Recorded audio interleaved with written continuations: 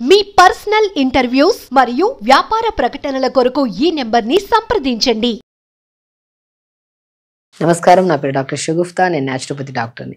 ఈ మధ్య కాలంలో యంగ్స్టర్స్లో కానీ పెద్దవాళ్ళలో కానీ ఈ మోకాల నొప్పులు, ఈ మోకాల దగ్గర తిమ్మిరులు రావడము, భారీగా అనిపించడము, లెగుస్తున్నా కూర్చుంటున్నా మనకి టక్ టక్ సౌండ్లు రావడం, ఇవి కామన్గా గమనిస్తున్నారు.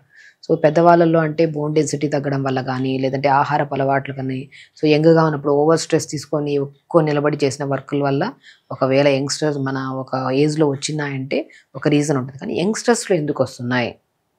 యంగ్స్టర్స్లో ఈ మధ్యకాలంలో పెద్దవాళ్ళ కంటే ఎక్కువగా మనం మోకాల నొప్పులు, ఈ మోకాళ్ళ దగ్గర చప్పుళ్ళు వింటున్నాం.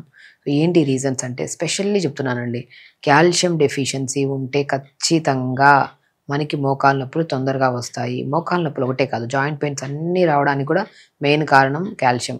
కాల్షియం ఎంత ప్రాముఖ్యతో దాంతోపాటు B12, డి విటమిన్, ఐరన్ కూడా చాలా ఇంపార్టెంట్.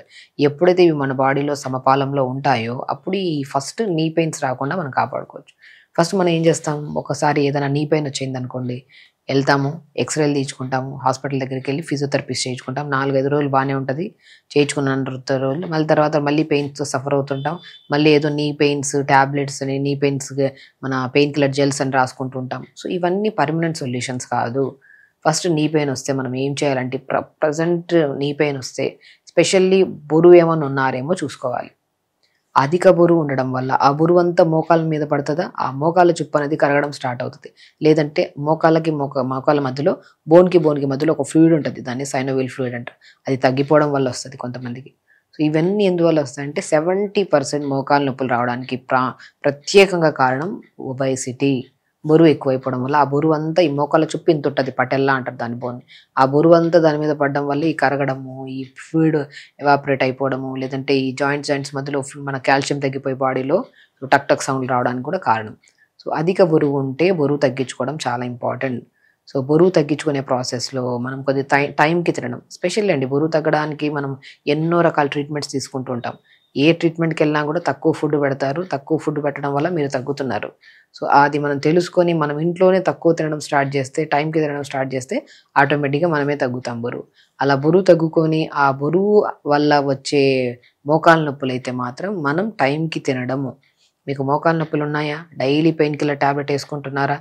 పెయిన్ కిల్లర్ ట్యాబ్లెట్ వేసుకోవడం వల్ల కిడ్నీ ప్రాబ్లమ్స్, సో మన gall bladder problems, pancreatic problems, ఇవన్నీ కామన్గా ప్రతి ఒక్కరిలో కామన్గా వస్తుంటాయి.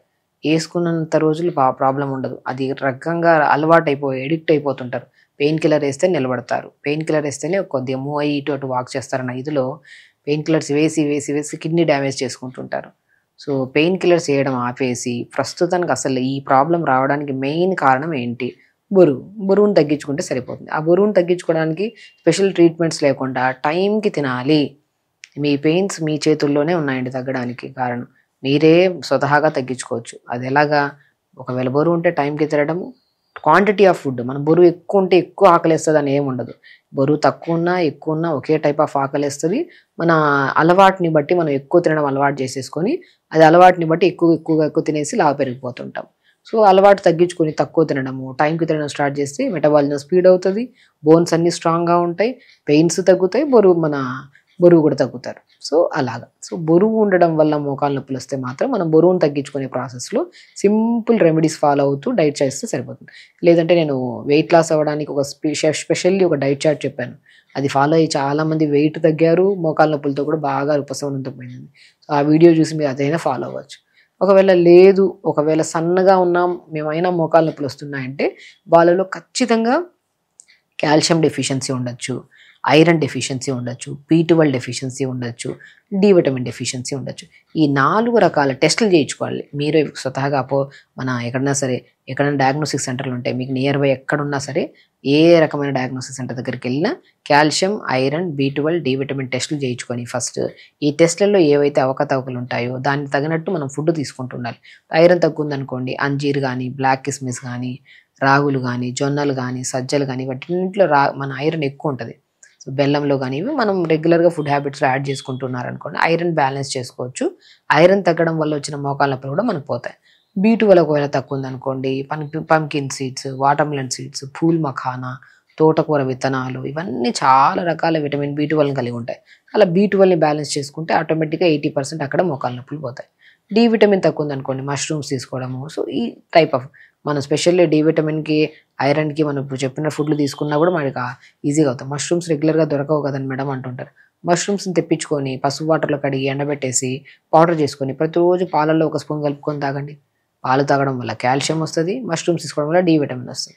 సో అలా బ్యాలెన్స్ చేసుకుంటూ విటమిన్స్ని మనం కంట్రోల్ చేసుకుంటాం. కాల్షియం అనుకోండి, నువ్వులు మీకు తెలిసిందే, నువ్వులు, మునక్కాయలు, మునగాకు, వీటన్నిటిలో మంచి కాల్షియం ఉంటుంది. తోటకూరల్లో వీటన్నిటిలో. సో ఇవన్నీ మనం ఏవి తక్కువ ఉంటే అవి యాడ్ చేసుకుంటూ ఉంటే మనకి ఆ డెఫిషియన్సీ పోతుంది, పర్మనెంట్గా పెయిన్ కూడా పోతుంది మనకి. కాబట్టి మనం ఎప్పుడైతే పెయిన్ వస్తామో మోకాళ్ళకి ఏదో మసాజ్ చేసుకుంటుంటాం, ఫిజియోథెరపీలు చేయించుకుంటుంటాం, ఎక్స్రేలు తీసుకుంటాం, దాంతో ఉపశమనం ఉండదు. ఆ స్ట్రెస్ఫుల్గా అలాగ సర్జరీస్కి వెళ్తుంటాం. సర్జరీ సక్సెస్ అయితే ఓకే, లేదనుకోండి అదొక పెద్ద డిప్రెషన్. అవన్నీ కాకుండా మీరు డెఫిషియన్సీస్ ఉన్నాయేమో చూసుకొని ఆ డెఫిషియన్సీస్ని ఫుడ్ రూపంలో కవర్ చేయాలి. బరువు వల్ల ఒకవేళ మోకాళ్ళ నొప్పులు ఉంటే బరువును కంట్రోల్ చేసుకోవాలి. ఎస్పెషల్లీ ఒకవేళ కొంతమందికి విపరీతమైన మోకాళ్ళ నొప్పులు వచ్చాయి, అసలు మోకాళ్ళ నొప్పులు ఉన్నాయి మేడం, అవి తగ్గడానికి ఏదైనా చెప్తూ అంటుంటారు. నేను అంటుంటాను కొద్ది నువ్వుల నూనె తీసుకోండి, కొద్ది పచ్చికర్పూరం తీసుకోండి, పచ్చకర్పూరం అంటారు కదా, కొద్ది హారతి కర్పూరం, వాము పువ్వు అని దొరుకుతుంది మనకు మన జనరల్ షాప్స్లో కానీ ఎక్కడైనా వెళ్ళారనుకోండి ఆయుర్వేదిక్ షాప్స్లో వాము పువ్వు అని దొరుకుతుంది.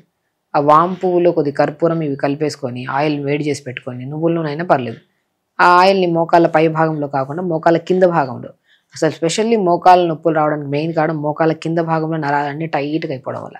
అని బాగా నీట్గా మసాజ్ చేసుకున్నాం అనుకోండి పై భాగంలో కింద భాగంలో, మనకు చాలా వరకు ఉపశమనం ఉంటుంది.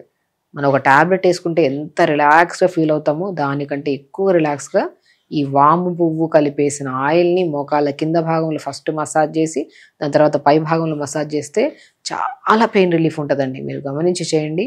పెద్దవాళ్ళు చేసేవాళ్ళు వాము పువ్వు, పుదీనా పువ్వు అని దొరికేవి, కర్పూరంలో కలిపేసుకొని ఆయిల్లో ఏ ఆయిల్ అయినా సరే రాసుకునేవాళ్ళు. అందుకనే వాళ్ళకి మంచిగా నొప్పులు బాగా తగ్గేవి. పనంతా చేసి వచ్చే వాళ్ళ బాగా బ్యాక్ పెయిన్ కానీ నెక్ పెయిన్ మోకాళ్ళ నొప్పులు ఉన్నా కూడా ఈ ఆయిల్ని ప్రిపేర్ చేసుకొని రాసుకోవాలి. సో పురాతనమైన పద్ధతే ఇది. సో ఆయిల్లో వాము పువ్వు కొద్ది కర్పూరం కలిపేసి మోకాళ్ళ కింద భాగంలో పై భాగంలో మంచిగా మసాజ్ చేసుకోవాలి. ఫస్ట్ ఇవి చేయడానికి ముందు, ఈ మసాజ్ చేయడానికి ముందు ఒక 2 to 3 ఐస్ క్యూబ్స్ తీసుకోండి. ఐస్ క్యూబ్స్ తీసుకొని చాలా ఇంపార్టెంట్ అండి. ఐస్ క్యూబ్స్ తీసుకొని మనం మంచిగా ఎక్కడైతే నొప్పి ఉందో అక్కడ నీట్గా ఐస్ క్యూబ్తో మసాజ్ చేసి ఒక డ్రై క్లాత్ తీసుకొని తడి అంతా తుడిచేసి అప్పుడు ఈ ఆయిల్ రాసుకోండి. చిన్న చిన్న ఎక్సర్సైజ్, కాళ్ళు స్ట్రైట్గా పెట్టి పిల్లోని మోకాళ్ళ కింద పెట్టుకొని కాళ్ళు ముందుకి వెనక్కి స్ట్రెచెస్ చేసుకుంటే మాత్రం చాలా ఫస్ట్ స్ట్రెచెస్ చేసుకోవాలి, ఐస్ క్యూబ్తో మసాజ్ చేసుకోవాలి, ఆయిల్ రాసుకోవాలి. ఈ 3 పద్ధతులు పొద్దున సాయంత్రం పూట ప్రతిరోజు వారం వరకు చేయండి. 100% ఎంత క్రానిక్ పెయిన్ ఉన్నా సరే మనకి చాలా వరకు ఉపశమనం ఉంటుంది. ఖచ్చితంగా చేయండి. అండ్ చెప్పిన సిమ్టమ్స్ ఏమైనా ఉంటే గమనించి ఆ డెఫిషియన్సీస్ని క్లియర్ చేసుకోవడము, బరువు తగ్గడము, ఒకవేళ సన్నగా ఉన్న బరువు ఉంటే మనం మోకాళ్ళ నొప్పులు వస్తుంటే నేను చెప్పినట్టు చేసుకుంటూ, అండ్ ఈ మార్నింగ్ అండ్ ఈవినింగ్ పెద్దవాళ్ళు ఎవరైతే సఫర్ అవుతున్నారో క్రానిక్గా ఇప్పుడు నేను చెప్పినట్టు మసాజ్ చేసుకుంటే మాత్రం చాలా రిలీఫ్ ఉంటుంది. సో ఖచ్చితంగా చేయండి. హ్యాపీగా ఉండండి, హెల్తీగా ఉండండి. నమస్కారం.